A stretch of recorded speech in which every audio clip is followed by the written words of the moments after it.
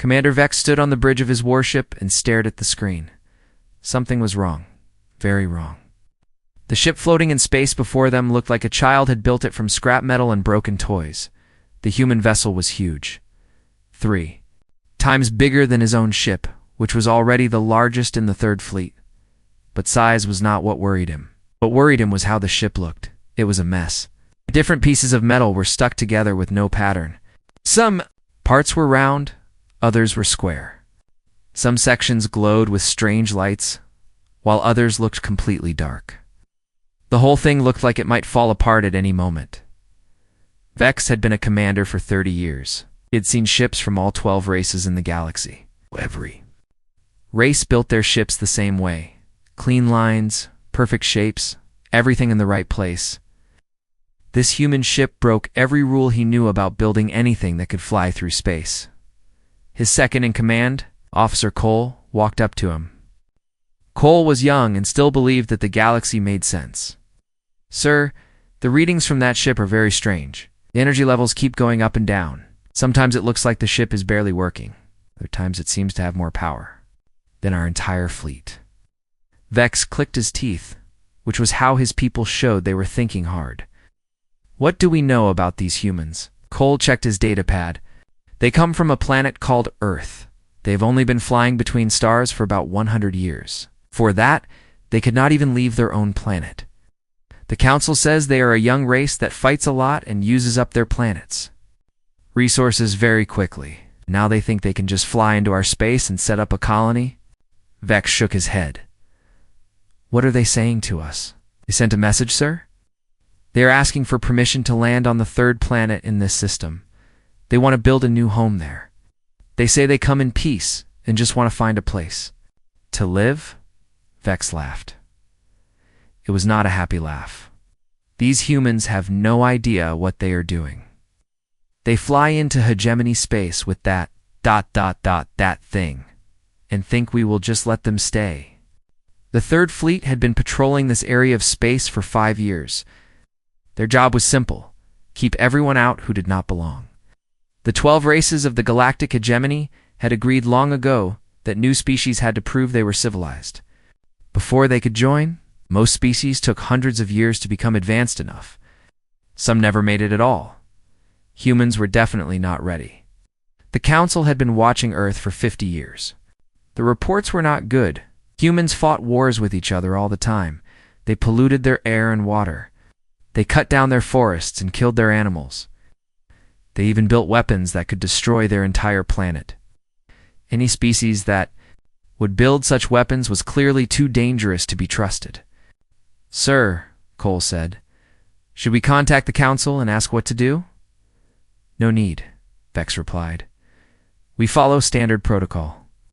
One warning shot to show them we mean business, then they run home and maybe in a few hundred years they will be ready to try again." Vex walked to his weapons officer. "Prepare the main plasma cannon. Set it to minimum power. We want to scare them, not destroy them completely." The weapons officer nodded and began pushing buttons on his control panel. The plasma cannon was the pride of the Third Fleet. It could punch through the armor of any known ship in the galaxy. Even at minimum power, it would icily disable the strange human vessel. "Cannon ready, sir? Target their engines. One clean shot should shut down their power and leave them floating helpless. Then we can send them a message about going back where they came from." Vex looked at the human ship one more time. It really was an ugly thing. Parts of it seemed to be moving, like the metal was alive. Some sections were clearly from different types of ships stuck together. It looked like the humans had taken broken pieces from a dozen different vessels and tried to make one working ship out of all of them. How did they even get here? He wondered out loud. Cole checked his instruments again. "Sir, according to our scans, they are using some kind of fusion drive system. But it is not like any fusion drive we have ever seen. They have hundreds of small engines instead of a few big ones. And they are all pointing in different directions. That makes no sense. How do they control where they are going?" "I do not know, sir. The computer cannot figure out how their navigation works. It should be impossible to fly a ship like that." Shook his head again. Humans were clearly not as smart as they thought they were. They had somehow managed to stumble into faster-than-light travel, but they obviously did not understand the science behind it. Their ship was proof of that. "Fire when ready," he ordered. The plasma cannon charged up with a low humming sound. Energy gathered in the weapon until it glowed bright blue. Then it fired. A beam of pure energy shot across space toward the human ship. It was a perfect shot, aimed right at the cluster of engines at the back of the vessel. Vex expected to see the human ship go dark, expected their engines to shut down and their lights to go out. He expected them to send a panicked message begging for help. Instead, something impossible happened. The human ship absorbed the plasma beam, not just absorbed it, it seemed to eat it. The energy that should have destroyed their engines instead made the ship glow brighter. Parts of the hull that had looked damaged began to change shape. Metal flowed like water, filling in gaps and making the ship look stronger than before. "What just happened?" Vex demanded. Cole stared at his instruments. With his mouth open, "Sir, I do not understand." The energy from our cannon did not damage them at all. According to these readings, it made them stronger. "And sir, they are moving toward us." Vex felt something he had not felt in 30 years of command: fear. The human ship was not just moving toward them, it was accelerating, getting faster and faster. And as it moved, it continued to change.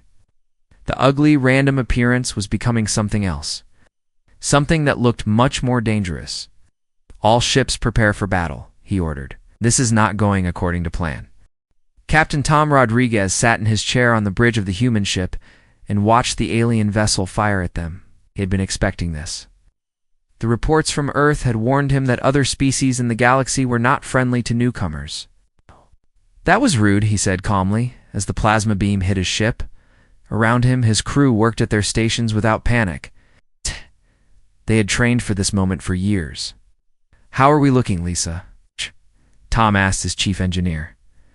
Lisa Park smiled. From her control station, her hands moved quickly over the buttons and screens. "That plasma blast just gave us a 12% boost to our power systems. The energy absorption grid is working perfectly. Darwin is already analyzing their weapon patterns." Darwin was the ship's computer brain. It was much smarter than any human, but it had been built to think like humans did. Fast, creative, and always ready to try something new, even if it seemed crazy. Captain Darwin said in its calm, electronic voice, "The alien weapon uses a standard plasma delivery system with predictable energy signatures. I've already designed 17 different ways to counter their attacks. Shall I begin defensive?" "Modifications. Go ahead, Darwin. But remember the mission. We are not here to fight. We're here to find a new home for our people." Tom looked at the main screen showing the alien ships. There were 12 of them, all perfectly clean and shiny. They looked like someone had spent years polishing every surface. His own ship, the Prometheus, looked nothing like that. It was built from pieces of old ships, mining equipment, and anything else they could find. But that was the point. The Prometheus was not just a ship. It was humanity's first real attempt at building something that could survive anything the galaxy threw at it. Every system had been designed to adapt and change. The outside hull looked like a mess because it was supposed to look like a mess. Inside that chaos was the most advanced technology humans had ever created. Tom called out his navigation officer. "They are charging weapons again. All 12 ships this time." "Let them," Tom replied. "Lisa, are the nanobots ready?" Lisa nodded. "The swarm is fully deployed throughout the hull. They are just waiting for more energy to work with." The nanobots were tiny machines, smaller than a grain of sand. Millions of them lived in the walls of the ship. When the ship was damaged, they would fix it. When it needed to change shape, they would rebuild it. When it needed new abilities, they would create them. The plasma blast from the alien ship had woken them up and given them power to work. "Here they come," announced the weapons officer. 12 plasma beams shot across space toward the Prometheus. Each beam was stronger than the first one. Together, they carried enough energy to destroy a small moon. The beams hit the ship from all directions. For a moment, The Prometheus was surrounded by a ball of burning energy.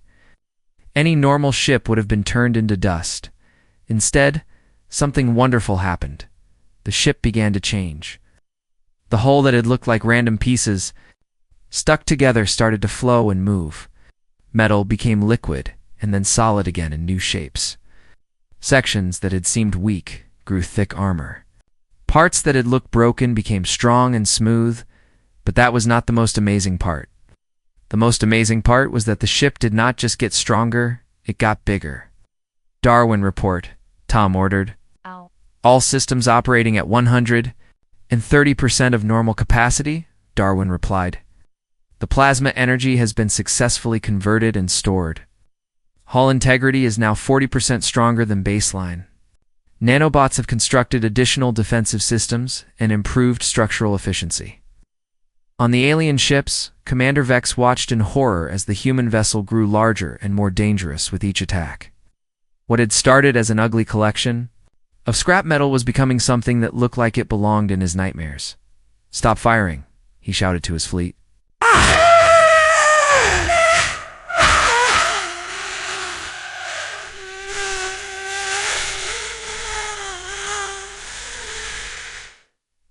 But it was too late. The damage was done. The human ship had absorbed enough energy to power a small city, and it was using that power to become something completely new. The Prometheus began to split apart. "Aye, sir," Cole screamed from his station. The human ship is breaking up. For a moment, Vex felt hope. Maybe their attacks had finally worked. Maybe. The strange vessel was falling apart. Then he realized the truth. The ship was not breaking apart. It was dividing itself on purpose. Like a living thing that could split into many smaller creatures. Dozens of smaller ships separated from the main hull. Each one was perfectly designed for a different job. Some were long and thin, built for speed. Others were round and heavy, covered in thick armor. A few looked like nothing Vex had ever seen before, with strange curves and angles that hurt his eyes to look at. "Captain," Lisa reported to Tom, "all sections have successfully separated. Each module is operating independently and has its own power source.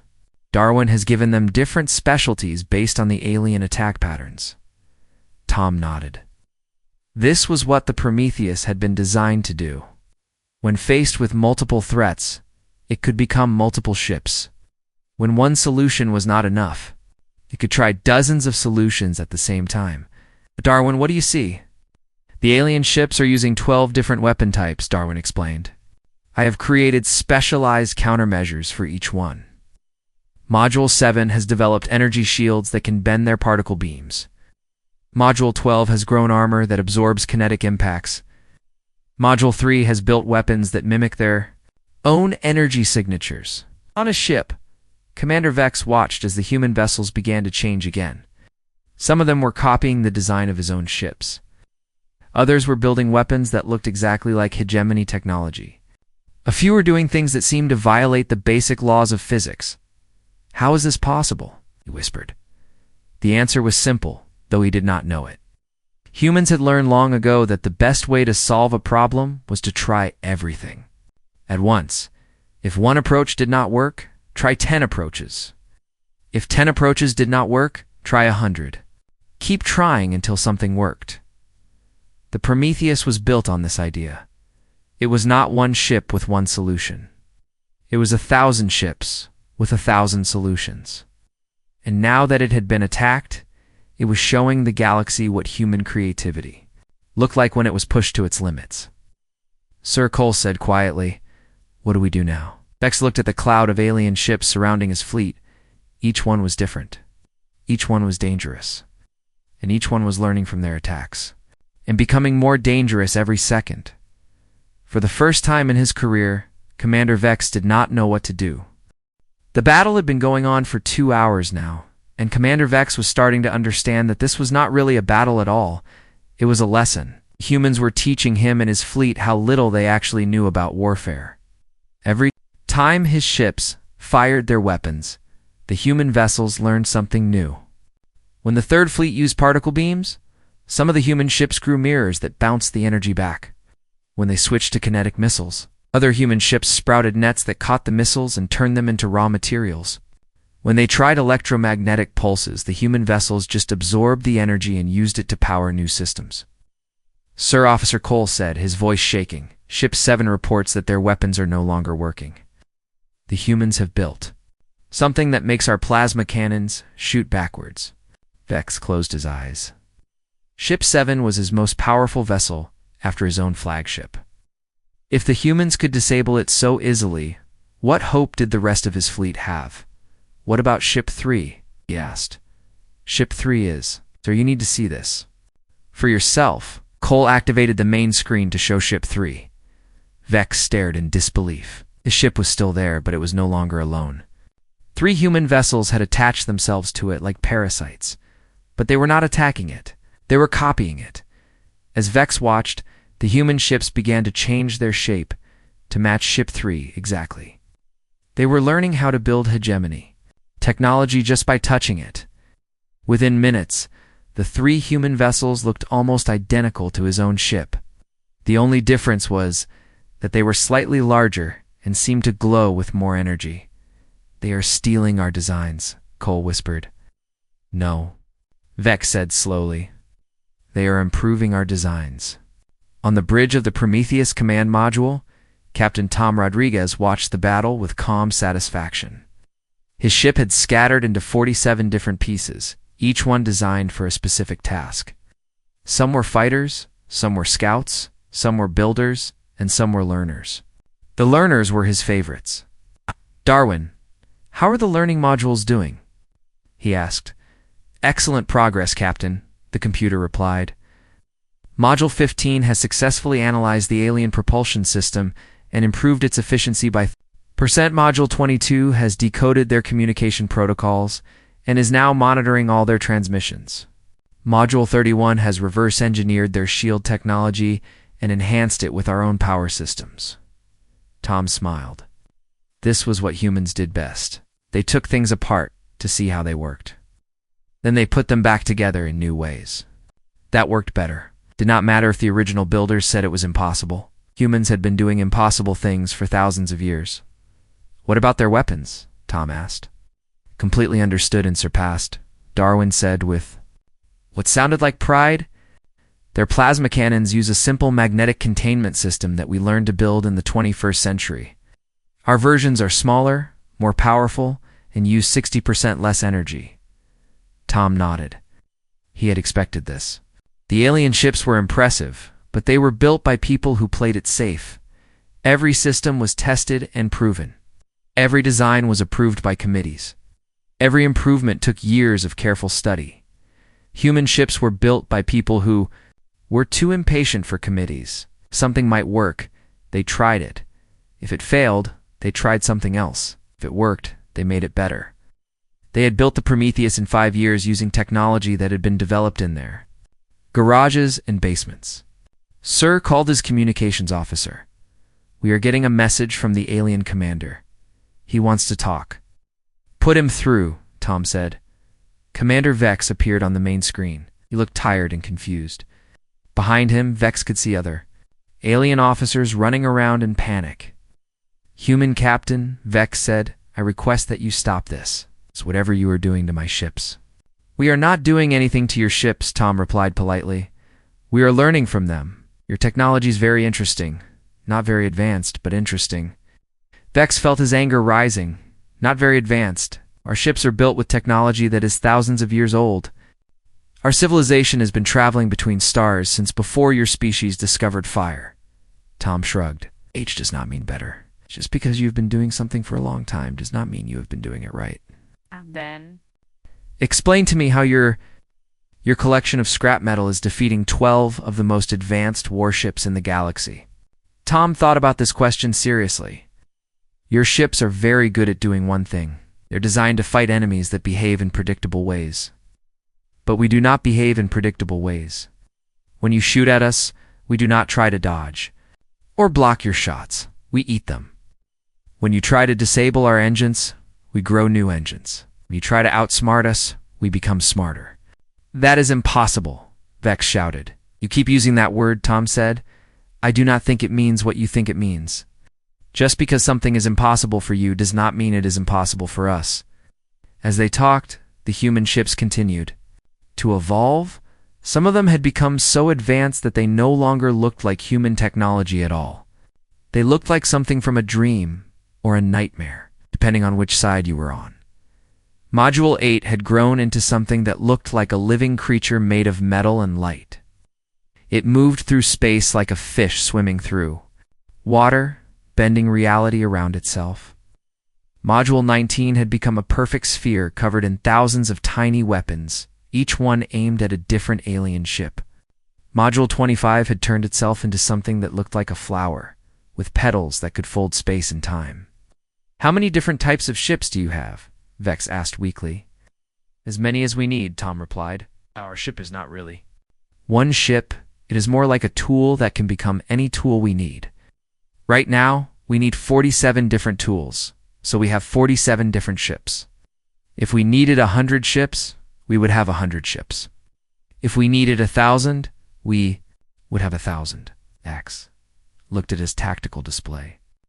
The human vessels were no longer just defending themselves. They were exploring. Some of them had moved out to examine the planets in the system. Others were scanning the nearby star. A few had started building something in the empty space between. "The planets. What are they building?" Cole asked. Vex enhanced the image and felt his heart sink. The humans were building a space station. But not just any space station. They were building one that was larger and more complex than anything the hegemony had ever constructed. And they were building it out of materials they had taken from the asteroids in the system. "How long have we been fighting?" Vex asked. 2 hours and 37 minutes, sir. And in that time, they have defeated our entire fleet, learned all our technology, and started building a permanent base in our territory." "Yes, sir." Vex sat down heavily in his command chair. He was beginning to understand that he was not dealing with a primitive species that had gotten lucky. He was dealing with something completely new, something that the galaxy had never seen before, something that might change everything. A new ship arrived in the middle of the chaos. It was different from the military vessels that had been fighting. This ship was white and gold, with smooth curves and peaceful symbols painted on its hull. It broadcast a message on all frequencies. As soon as it appeared, all ships cease fire immediately. "This is Ambassador Quinn of the Galactic Council.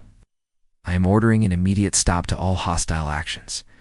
Commander Vex felt relief wash over him. Ambassador Quinn was famous throughout the galaxy.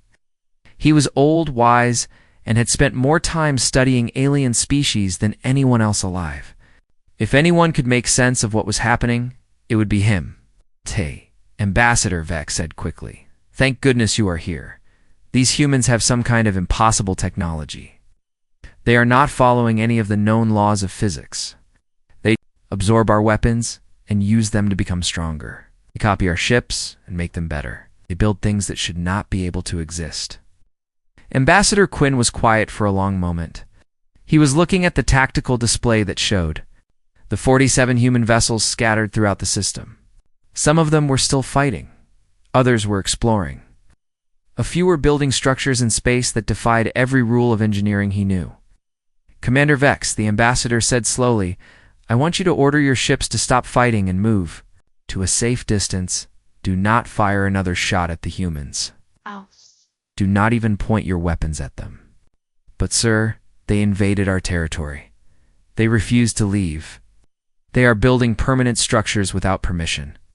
Commander Quinn's voice was sharp. "You have just made first contact with a species that views impossible odds as a personal challenge. Every shot you fire at them makes them stronger. Every problem you give them teaches them something new. You're not fighting them, you are training them." Vex felt cold fear creep up his spine. "Training them for what?" "To beat us," Quinn replied simply, "on the bridge of the Prometheus command module." Captain Tom Rodriguez received the message from the alien ambassador. Like the military commander, this alien sounded calm and intelligent. Ow. Tom decided to give him a chance. "Ambassador Quinn," Tom said, "I have heard of you. Your reputation for fairness and wisdom has reached even Earth. We are honored to meet you." "Captain Rodriguez," Quinn replied, "I have been studying your species for 40 years.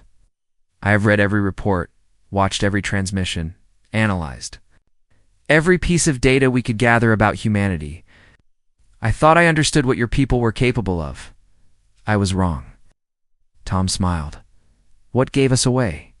The fact that you are still talking to me politely while simultaneously reverse engineering our most advanced technology. Building a space station larger than our biggest cities and turning our own weapons against us. Most species would be either cowering in fear or screaming threats by now. We are not most species, Tom said. No, you are not. Quinn paused. Captain, I need to ask you a direct question, and I need you to give me an honest answer. Is the vessel you arrived in truly representative of human technology? Tom laughed. It was a genuine happy sound that made several of the alien officers on Quinn's ship jump in surprise. They had never heard laughter during a battle before. Representative, Tom said.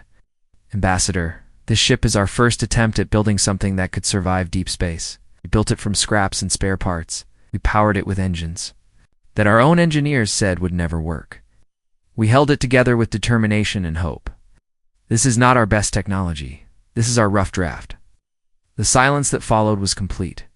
Even the background noise of the ship's engines seemed to stop. Quinn stared at Tom's image on his screen and felt something he had not experienced in 2 centuries of diplomatic service, genuine fear. Your rough draft, Quinn repeated slowly, is right. We threw this together in 5 years using whatever we could find.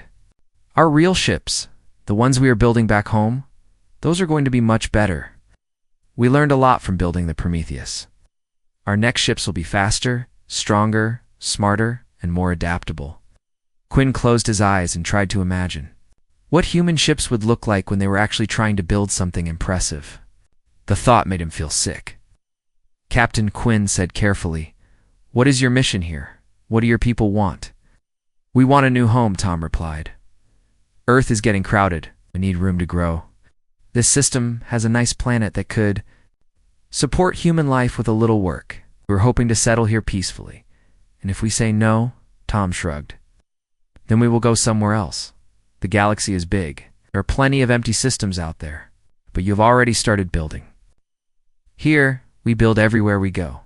It is what humans do. We make things, we fix things.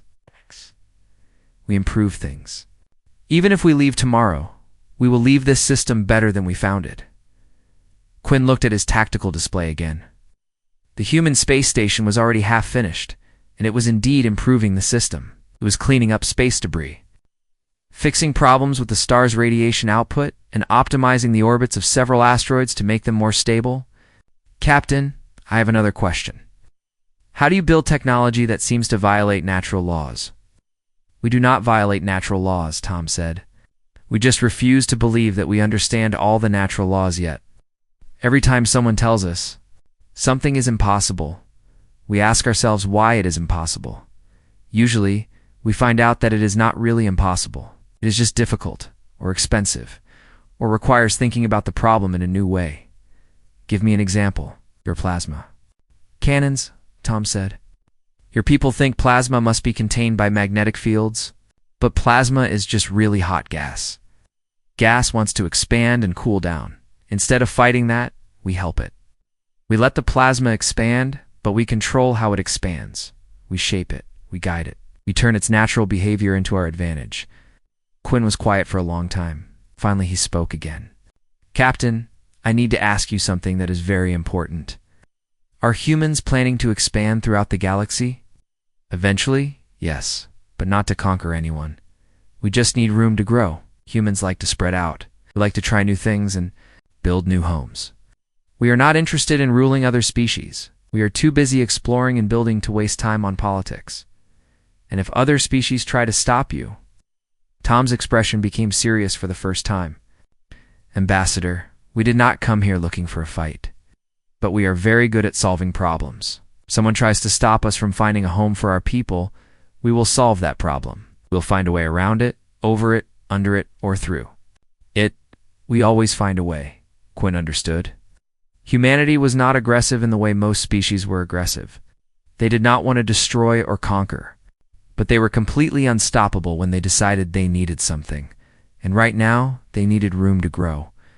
"Captain Rodriguez," Quinn said formally, On behalf of the Galactic Council, I would like to open formal diplomatic relations. With humanity, we would be honored, Ambassador, Tom replied. Quinn knew that this conversation would change the galaxy forever.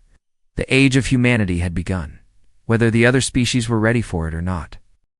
1 week later, the greatest gathering in galactic history took place above the planet that humans now called New Haven. Ships from all 12 member species of the Galactic Council had arrived to witness something that had never happened before: the formal acceptance of a new species into galactic civilization. But this was not a normal acceptance ceremony. Usually, new species had to prove themselves over hundreds of years. They had to show that they understood science, that they could build proper spaceships, that they would follow the rules that kept the galaxy peaceful and orderly. The humans had thrown out the rulebook entirely. Council Prime Zen sat in his ceremonial chair aboard the massive council ship and stared at the reports coming in from the surface of New Haven. What he was reading should have been impossible. It was right there in front of him. "Tell me again," he said to his chief science officer, "how long the humans have been on that planet." 7 days, Council Prime, the officer replied nervously. 7 standard galactic days? And in those 7 days they have terraformed 30% of the surface? Yes, sir. But they did not terraform it in the traditional sense. They convinced the planet to terraform itself. Zen rubbed his temples. He was getting a headache, which was something that had not happened to him in over 200 years. Explain that. The humans released billions of tiny machines into the atmosphere, the oceans, and the soil. These machines do not force changes on the environment. Instead, they help natural processes work faster and better. They clean the air by helping plants grow stronger. They purify the water by encouraging beneficial bacteria. They improve the soil by accelerating the natural cycles that make it fertile. And this actually works. Better than traditional terraforming, sir? The planet is not just becoming suitable for human life. It is becoming more alive than it was. Before, the humans are not taking from the planet. They are giving to it. Zen looked at the images from the planet's surface. Where there had been dead rock and poisonous gases a week ago, there were now green fields and clean rivers. The humans had not just built a colony, they had created a paradise. What about their space station? Zen asked. His tactical officer answered this time. It is now larger than our home station at Galactic Center, sir, and it is still growing. They're using it to process asteroids and build new ships. But the ships they are building are not like their original vessel. How are they different? They are beautiful, sir. Zen blinked in surprise. Beautiful is not a word usually used in military reports. Explain. The humans have learned from all of our designs. They have taken the best parts of every species, technology, and combined them in ways we never thought possible. Their new ships look like living art. They are elegant, efficient, and more advanced than anything we have ever built. On the bridge of the Prometheus command module, Captain Tom Rodriguez was preparing for the formal ceremony. His ship had changed dramatically over the past week. The 47 separate modules had come back together, but not in their original configuration. The vessel that floated in space now was sleek, graceful, and obviously more advanced than anything else in the system. "Darwin, status report," Tom said. "All systems operating at peak efficiency, Captain," the AI replied. "The integration of Council technology has improved our capabilities by an average of 400%. We are now capable of faster-than-light travel that is both safer and more efficient than any known method. Our defensive systems can protect us from any weapon currently in use by galactic species. Our construction capabilities allow us to build structures that were previously considered impossible, and our people on New Haven thriving, Captain. The colony is ahead of schedule on all projects. The terraforming process will be complete within 6 months instead of the projected 50 years. We have established sustainable food production, clean energy systems, and manufacturing capabilities. The planet will be able to support 10 million humans within 5 years." Tom smiled. This was what humans did best. They found a problem, and they solved it completely. They did not just build a colony. They built a perfect colony. They did not just terraform a planet. They made it better than it had ever been. "Sir," his communications officer said, "Ambassador Quinn is requesting permission to come aboard for the ceremony." Permission granted. Put together a tour of the ship for him. "I think he would like to see what we have built." An hour later, Ambassador Quinn walked through the corridors of the transformed Prometheus with amazement. The ship that had looked like a collection of scrap metal a week ago now resembled a work of art. The walls were covered with displays showing beautiful images from a dozen different worlds. The floors were made from materials that seemed to glow with their own inner light. The ceilings curved in patterns that were both pleasing to look at and perfectly functional. "Captain Rodriguez," Quinn said as they entered the bridge, "this is remarkable. Your ship has become something entirely new." "We learned fast," Tom replied. "We saw what your people had built over thousands of years, and we asked ourselves how we could make it better than we did." "But how do you make improvements so quickly? Most species take centuries to develop new technology." Tom thought about this question seriously. "I think it is because we are not afraid to fail. Most species seem to test everything very carefully before they try it. They want to be sure it will work before they build it. We build things and then figure out how to make them work. We fail a lot, but we fail fast, and we learn from every failure." Quinn nodded slowly. "That explains much about your species." "Captain, I have to ask, what are your people planning to do next?" "We are going to keep growing," Tom said simply. "We will build more ships, find more worlds, and make more homes for our people. We will explore every corner of the galaxy. We will learn everything there is to learn and build everything that can be built. And if other species object," Tom shrugged, "they are welcome to object. But we will not stop growing just because someone else is uncomfortable with change. Galaxy is big enough for all of us. There is no reason we cannot all prosper together." The formal ceremony took place on the observation deck of the council ship. Representatives from all 12 species were present, along with Captain Rodriguez, and a small group of human colonists from New Haven. The ceremony should have been routine. The reading of ancient documents, the exchange of formal promises, the official welcome into the galactic community. Instead, it became something historic. Council Prime Zen stood before the assembled delegates and spoke words that would be remembered for thousands of years. "Today we welcome not just a new species to our community, but a new way of thinking about what is possible. The humans have shown us that the galaxy is not a place where we must be careful and slow. It is a place where we can be bold and fast. They have reminded us that the word impossible is just another word for a problem we have not solved yet." He turned to Captain Rodriguez. "Captain, on behalf of the Galactic Council, I formally welcome humanity to our community. We look forward to learning from you as much as we hope to teach you." Tom stepped forward. "Council Prime, we are honored to join your community. We promise to be good neighbors, reliable friends, and willing partners in building a better galaxy for all species." As the ceremony ended, the human ships around New Haven began to sing. It was a low, harmonic sound that traveled through space and could be heard on every ship in the system. It was not a war song or a victory song. It was a song of greeting, of friendship, and of hope for the future. The galaxy would never be the same. Humanity had arrived. And they had brought with them the dangerous idea that anything was possible if you were willing to try hard enough to make it work.